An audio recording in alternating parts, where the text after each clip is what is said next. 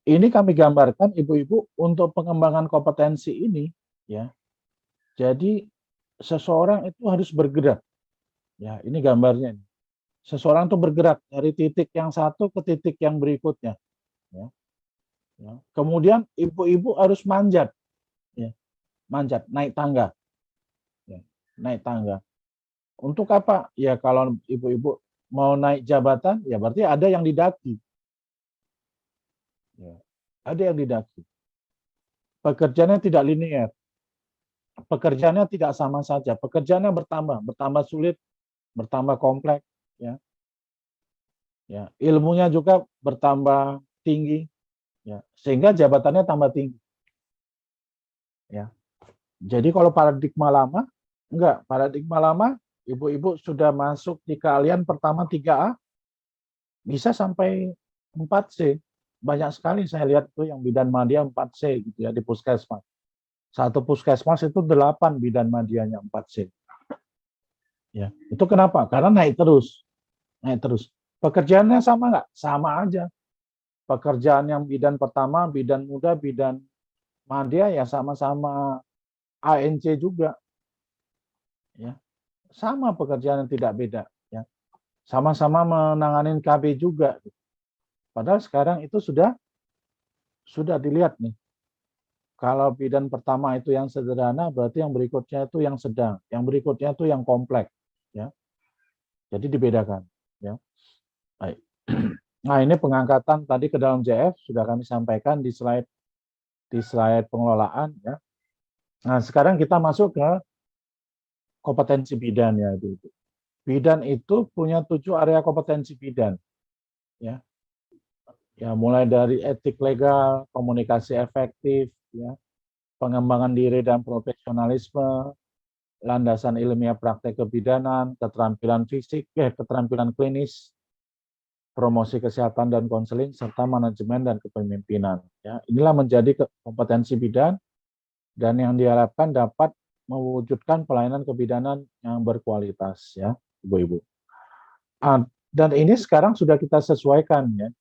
Permenpan 36 tahun 2019 ini sudah mencabut Permenpan 1 tahun 2008. Jadi kami nanti berharap ibu-ibu di Sultra ini paling tidak setelah pelatihan ini, ya, setelah sesi jam ini, nanti pelajari Permenpan 36 dari halaman awal sampai halaman akhir, ya, dari halaman awal sampai halaman akhir, dibaca lengkap, dipelajari lengkap, dipahami secara lengkap, ya, agar ibu-ibu nanti lengkap pengetahuannya untuk JF Bidan ini. Jadi jangan dipakai lagi Permenpan 1 tahun 2008, ya, jangan dipakai lagi, ya. Di Permenpan 36 tahun 2019 ini ibu-ibu sudah diatur tugas jabatan, unsur-unsur kegiatannya, ya. Meliputi apa? Ini yang tadi kami sebutkan, kompetensi seorang bidan, ya. Itu melakukan pelayanan kesehatan ibu, pelayanan kesehatan anak, pelayanan kesehatan reproduksi perempuan dan KB, ya. Kemudian pelayanan kebidanan komunitas, mengelola pelayanan kebidanan, melaksanakan program pemerintah, dan melakukan inovasi pelayanan kebidanan. Ini unsur kegiatannya ini, ya. Jumlah butirnya kalau kita lihat totalnya 271 butir.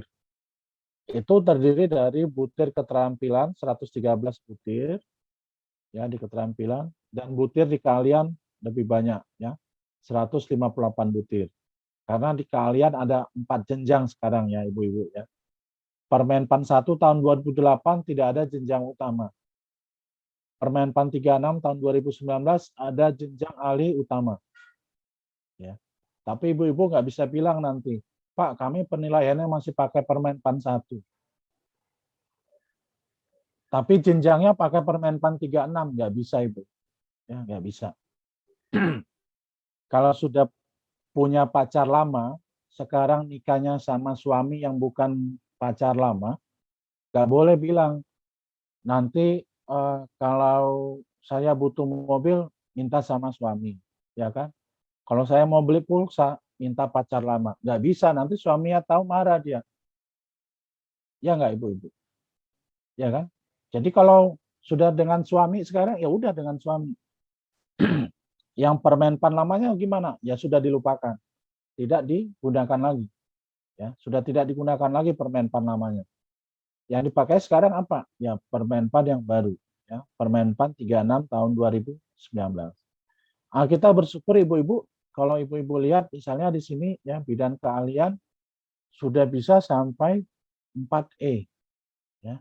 Tapi kita nggak tahu nih siapa nanti yang pertama kali menjadi bidan ahli utama ini, ya. Tentu calon-calonnya adalah bidan ahli madya yang 4C, ya, yang bisa ke bidan ahli utama 4D, ya. Nanti ya kita akan lihat siapa orangnya. Di Permenpan 36 tahun 2019 ini, ibu-ibu, ini diatur ya mengenai pengangkatan pertama disebutkan. Ya, pengangkatan pertama itu nanti kalau yang keterampilan dari D3, ya, kalau yang keahlian dari profesi bidan. Walaupun yang teman-teman lulusan D4 yang tahun kelulusannya sampai 2021 ya, masih boleh ikut CPNS sampai usianya memungkinkan. Dan kita ini ada lulusan-lulusan D4 ya, Ibu-ibu. Sebelum tahun 2021 mereka ikut saja. Ikut ya sampai usianya tidak lebih dari 35 tahun. Ya baru dia tidak dapat ikut seleksi lagi CPNS untuk pengangkatan pertama. Ya. Dia harus ngambil profesi bidan berarti. Ya. Kemudian ini pengangkatan perpindahan dari jabatan lain juga diatur nih, ya ibu-ibu. Diatur mengenai kualifikasi pendidikannya, diatur batasan usia maksimalnya. Ya, kalau ibu-ibu ada dari jabatan lain ya, ingin berpindah ke bidan, ya itu syaratnya itu. Syaratnya kualifikasi, syaratnya pengalaman minimal 2 tahun, dan ada batas usia paling tinggi. Ya, batas usia paling tinggi kalau ke ahli muda ke bawah keterampilan itu 53 tahun. Kalau ke ahli madya itu 55 tahun. Sedangkan kalau ke ahli utama ya itu berarti batasnya 60 tahun. Ya, ini ada batas usia. Kemudian ini yang tadi ibu-ibu ya. Ibu-ibu mungkin ada dari bidan diploma 3 terus sudah bekerja 10 tahun jadi JF bidan. 15 tahun jadi JF bidan. 20 tahun jadi JF bidan ya. Sekarang mungkin usianya 45 tahun, 46 tahun ya. Terus punya cita-cita, Pak, saya bisa nggak nyebrang ya Pak dari 3D ke 4A gitu misalnya. Ada pertanyaan. Atau dari 3C saya mau nyebrang ke keahlian. Atau dari 3B mau nyebrang ke keahlian. Jadi di sini disebutkan ibu-ibu. Ya nanti pertanyaan ibu-ibu itu dijawab melalui pasal 17 ini. Ya, di Permenpan 36 ini. Jadi disebutkan di sini, bidan kategori keterampilan dapat diangkat dalam jabatan fungsional bidan kategori keahlian apabila memenuhi persyaratan sebagai berikut. Yang pertama, tersedia kebutuhan CF bidannya. Ya, bidan kategori keahliannya ada formasinya. Kemudian memperoleh ijazah pendidikan profesi bidan. Ya, ada ijazah profesi bidannya. Kemudian ada ester bidannya, ikut dan lulus uji kompetensi, ya nanti pangkat minimalnya 3A, ya seperti itu. Kualifikasi yang bukan profesi bisa nggak, Mbak, Ibu-ibu? Bisa, ya. Tapi bagi teman-teman yang ikut pendidikan D4 kebidanan yang tahun kelulusannya 2021 paling lama. Jadi kalau tahun depan lulusnya berarti nggak bisa, ya. Dia harus ngambil profesi. Tapi yang saat ini berlangsung, ya, nanti ijazahnya terbit katakanlah tanggal 30 Desember 2021, dia bisa ke ahlian, ya. Demikian. Ini syarat promosi. Promosi juga disebutkan syaratnya. Selain kualifikasi pendidikan, juga nanti ada syarat-syarat lainnya. Ya.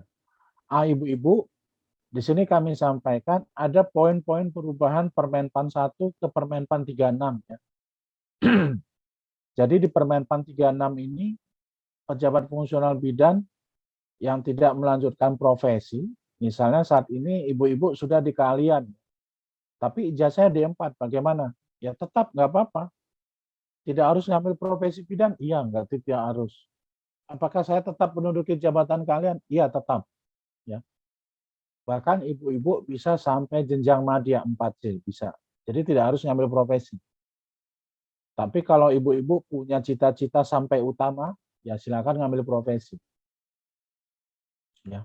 Jadi bidan yang saat ini sudah keahlian, tapi ijazahnya D4, ya tidak usah gerusa-gerusu, tidak usah khawatir harus mengambil misalnya profesi bidan, ya tetap bisa. Ijazah yang saat ini bisa, ya sampai 4C, gitu ya. Kemudian di Permenpan 36 ini juga ada jenjang utama, ya. Selanjutnya pendidikan yang di bawah D3, ya itu diberhentikan dari jabatan bidannya, ya karena tidak sesuai dengan Undang-Undang 36 tahun 2014, ya. Kemudian penilaian angka kredit ke pusat itu hanya untuk jenjang yang tertinggi. Artinya ibu-ibu yang kami hormati, sejak saat ini di tempat ibu-ibu di kabupaten kota di Provinsi Sultra Bu Ratna, sebaiknya dibentuk tim penilai angka kredit bidan sampai jenjang madya. Ya, sampai 4C sudah dinilai saja di Sultra. Ya. Nanti yang dinilai ke pusat hanya yang 4D dan 4E.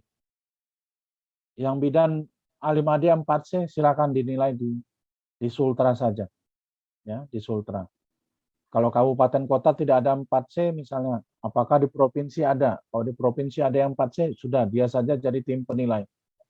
Jadi tidak usah sampai ke pusat. Nah, kemudian adanya uji kompetensi untuk perpindahan jabatan, promosi, dan alih kategori. Di Permenpan ini juga disebutkan ibu-ibu, pelatihan yang bersifat wajib ya sebagai seorang bidan, ya PJF bidan, hanya dilakukan sekali seumur dia JF. Hanya sekali saja. Ya. Hanya sekali saja. Yaitu kapan? Yaitu saat dia diangkat pertama kali ke dalam JF keterampilan atau JF keahlian. Kalau dia diangkat ke dalam JF keterampilan, katakanlah jenjang terampil, ya, dia sudah diangkat, ada SK-nya, ya, di 2C itu, udah, dia diberikan waktu 3 tahun untuk ikut pelatihan JF bidan. Setelah itu dia tidak ikut pelatihan lagi, ya, tidak diwajibkan. Jadi kalau dia ikut pelatihan, ya itu sesuai kebutuhan saja, tidak wajib, tidak wajib. Ya. Kalau dulu kan mau naik jenjang, wajib ikut pelatihan, alih kategori ikut pelatihan. Ya. Kalau sekarang hanya sekali itu saja yang bersifat wajib. Yang lainnya ya silakan. Kalau dia butuh pelatihan, silakan ikut pelatihan. Ya. Kalau dia diuji kompetensinya lulus, ya udah silakan. Tapi kalau dia diuji kompetensi tidak lulus, ya tidak lulus yang pertama, tidak lulus remedial pertama, tidak lulus remedial kedua, 3 kali diuji tidak lulus, kita kembalikan dia ke satkernya. Kalau dia mau dilatih supaya lulus, silakan. Ya. Tapi kalau dia belajar mandiri, belajar ini, diuji lagi lulus, ya sudah. Ya. Jadi pelatihan JF ini ibu-ibu hanya sekali seumur JF yang bersifat wajib. Yang lainnya sesuai kebutuhan. Artinya kalau misalnya ibu-ibu punya cita-cita nanti menjadi tim penilai angka kredit. Tim penilai angka kredit ini mensyaratkan seorang tim penilai harus kompeten. Kompetennya nanti dibuktikannya misalnya salah satunya dari apa? Bisa dari portofolio, bisa dari ikut pelatihan. Ya silakan, berarti ibu-ibu wajib ikut pelatihan tim penilai angka kredit. Bagi yang punya cita-cita jadi tim penilai. Kan tidak semua kita jadi tim penilai. Jadi tidak semuanya ikut wajib ikut tim penilai. Kan nanti sesuai kebutuhan saja. Ya. Atau ada yang cita-cita, Pak, saya boleh nggak jadi tim penguji kompetensi JF? Boleh. Salah satu syaratnya memiliki sertifikat sebagai penguji. Nah, itu didapatkan dari pelatihan. Tapi kan tidak semuanya harus wajib ikut pelatihan. Gitu. Jadi yang lain-lainnya itu disesuaikan dengan kebutuhan saja. Ya. Nah, kemudian ketentuan lain, ibu-ibu ya sebagai JF bidan ini, ibu-ibu yang bekerja di daerah terpencil rawan berbahaya nanti bisa dapat tambahan angka kredit 25% angka kredit kumulatif. Ya. Atau ibu-ibu yang bekerja sebagai kepala puskesmas, ya ini juga dapat tambahan 25% angka kredit kumulatif. Ya. Selanjutnya, ibu-ibu di sini disebutkan ya ada penyesuaian ya, penyesuaian peraturan 36 Permenpan 36 ya. Ini ya. Jadi nanti memang hal-hal lain itu ada masa peralihannya ya. Jadi nanti silakan ibu-ibu cermati di Permenpan 36 tahun 2019 ini ya. Selanjutnya di sini mungkin ada pertanyaan-pertanyaan seperti ini ya misalnya ya, pertanyaannya bagaimana dengan JF Bidan dengan kualifikasi di bawah D3 ya, ini ya memang mau tidak mau terpaksa diberhentikan ya. Kalau ada di tempat ibu-ibu masih di bawah D3 silakan dorong untuk ikut pendidikan D3 ya. Kalau tidak ya sudah, berarti mereka sebagai asisten bidan nanti namanya ya, asisten bidan. Asisten bidan ini boleh nggak melakukan ANC? Tidak boleh ya. Kapan dia boleh melakukan ANC? Ketika ada bidan yang sekurang-kurangnya D3 yang mengawasi dia secara langsung. Ya. Jadi asisten nakes ini hanya boleh mengerjakan pekerjaan itu di bawah supervisi langsung. Ya ibu-ibu ya, dimandori. Ya dimandori artinya. Ya. Padahal kan kasihan ya, ibaratnya kadang-kadang kalau saya lihat ya, bidan-bidan waktu saya koas itu ya yang usianya 55 tahun misalnya, itu persalinan presentasi bokong saja ya itu biasa saja tuh Bu Bidan itu menolong ya kan, kadang-kadang sambil minum es teh di tangan kirinya, tangan kanannya pegang handphone, itu lahir saja. Padahal kita yang koas atau yang PPDS residen semester 5 itu masih takut-takut ya, masih takut-takut. Ya tapi apa boleh buat nih ya, ibu-ibu bidan yang sangat berpengalaman itu ya memang harus ditunjang dengan kualifikasi pendidikan ya. Mudah-mudahan ibu-ibu bidan yang itu sudah pensiun ya, yang canggih-canggih itu ya sudah pensiun, yang di bawah D3 ya. Sehingga nanti kita teman-teman yang baru ini minimal kualifikasinya sudah terpenuhi. Kemudian bagaimana dengan JF bidan kategori keahlian yang tidak melanjutkan pendidikan profesi? Tidak apa-apa, bisa saja ya, bisa naik golongan, naik pangkat sampai 4C. Ya, bisa ya. Jadi tidak harus was-was. Oh, berarti semua sekarang harus profesi bidan dong? Enggak. Tapi yang punya cita-cita sampai jenderal bintang 4 ya misalnya, oh saya ingin jadi bidan ahli utama, ya silakan. Itu ngambil bidan profesi. Ya. Tapi kalau Pak di tempat saya formasinya hanya sampai bidan madya, ya kan? Belum ada Pak sekabupaten saya yang bidan madya aja sangat terbatas. Ya udah, ibu-ibu nggak harus ngambil profesi bidan. Tapi kalau ibu-ibu mau ngambil profesi bidan boleh nggak? Ya boleh saja, nggak dilarang. Tapi tidak dipaksa juga. Ya, jadi seperti itu. Kemudian ibu-ibu bidan boleh mengerjakan satu jenjang di bawah dan satu jenjang di atas. Ya, itu nanti seperti itu. Ya. Kenaikan jenjang bidan, ibu-ibu sudah diatur di Permenpan 13 untuk naik jenjang jabatan, ikut dan lulus uji kompetensi. Ya. Kita sudah buat surat edaran ya, bahwasanya uji kompetensi ini dilaksanakan paling lambat Juli tahun 2022. Tapi kami sampaikan kepada ibu-ibu, apabila ada kebutuhan UKOM saat ini, lakukan saja UKOM. Ya. Daripada nanti proses kenaikan jenjang jabatan ibu-ibu misalnya terkendala. Jadi kami mendorong kalau memang ada kebutuhan UKOM saat ini, silakan di UKOM. Ya. Jadi UKOM ini memang nanti untuk kebutuhan-kebutuhan pengembangan karir kita. Ini untuk tunjangannya ibu-ibu, tunjangan jabatannya masih pakai Perpres tahun 2010, ya, besarannya seperti ini. Ya.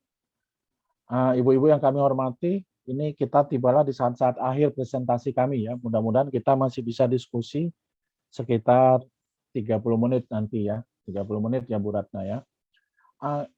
Ada 2 menit nih yang kami sampaikan di penutup presentasi kami. Ini ada Sibang Jangkrik ya ibu-ibu. Sistem Informasi Pengembangan Jabatan Fungsional Kesehatan Republik Indonesia. Ini kami buat kenapa? Karena adanya keterbatasan untuk mengelola 385.000 orang tadi. Ya. Bidan yang ikut pelatihan ini tadi, kalau Bu Ratna bilang pesertanya katakanlah 30 orang ya, yang ikut kan hanya 30 orang. Padahal bidan se-Indonesia 108.000 orang. Katakanlah kami setahun itu ngasih materi setiap hari dua, ya, dua pelatihan gitu ya dua kelas itu. Berarti 60 orang. Kalau kali setahun paling paling 1.500 orang, ya ibu-ibu ya, 1.500 orang atau 15.000 orang, ya 15.000 orang. Padahal tadi ada 100.000 orang lebih itu bidannya. Ya, itu mau dikemanakan tuh teman-teman kita itu? Kan tidak dapat informasi. Ya. Jadi ibu-ibu kami membuat sistem informasi ini agar agar semua orang bisa mengakses informasi terkait JF ini. Baik terkait informasi, baik terkait uji kompetensi, ya baik terkait regulasi-regulasi. Ibu-ibu bisa buka di smartphone-nya. Ya. Nah, demikian ibu-ibu yang bisa kami sampaikan. Ini slide penutupnya. Slide terima kasih. Ini kami ambil gambar di Hotel Mandarin ya. Ini kami bersama-sama dengan teman-teman perhimpunan dokter spesialis di Indonesia. Ya, ada 37 perhimpunan dokter spesialis ibu-ibu. Dari POGI ya, itu POGI itu kan perhimpunan dokter spesialis Opskin ya, ada PAPDI penyakit dalam, IKB itu bedah ya. Nanti ada IDAI dokter anak ya, Perdatin dokter anestesi, PDS Patklin patologi klinik, semuanya ya, semuanya ada. Perdosri ya, banyak sekali ya, 37 perhimpunan ibu-ibu. Kami juga tidak hafal untuk menyebutkan 37-nya itu. Tapi kami mau sampaikan pesan di sini, beliau-beliau saja yang sudah spesialis, subspesialis, sudah konsultan ya, peduli untuk jabatannya. Ini kami membahas tentang jabatan beliau-beliau, jabatan fungsional ya. Ya. Kami membahas jabatan fungsional beliau-beliau dengan ketua-ketua perhimpunannya. Kalau beliau-beliau peduli, mereka beliau-beliau itu kami sampaikan, Dok, Prof, ini perlu dipelajari Permenpan JF dokternya, ya, tentang JF dokter pendidik klinisnya. Ibu-ibu juga yang bidan tadi, ya, jangan merasa lebih sibuk misalnya, jangan merasa lebih penting gitu ya. Oh, maaf dok, tugas kami penting sekali ini, tolong patuh. Jadi kami nggak sempat belajar regulasinya. Jadi jangan merasa seperti itu ibu-ibu ya, kami mohon. Kenapa? Nanti ibu-ibu yang merasakan kerugiannya ke depan. Kenapa para dokter spesialis ini sekarang peduli dengan jabatannya? Karena mereka tahu ternyata teman-temannya, adik-adiknya banyak mengalami kendala ya untuk naik jenjang jabatan. Banyak yang hanya mentok di golongan 4A, ya, padahal sudah spesialis konsultan. Bekerja di rumah sakit yang besar, rumah sakit swasta. Ternyata untuk dapat optimal karirnya tadi, memang kita harus mempelajari regulasinya. Ya. Memahami apa saja yang diatur di regulasi tersebut. Jadi pesan kami ini pun mudah-mudahan sampai kepada ibu-ibu bidan, nanti ibu-ibu bidan sampaikan ke teman-temannya, bahwasanya mempelajari permenpannya itu, mempelajari regulasi-regulasinya itu kudu wajib. Ya. Agar apa? Agar ibu-ibu tidak terkendala nanti dalam pengembangan karirnya.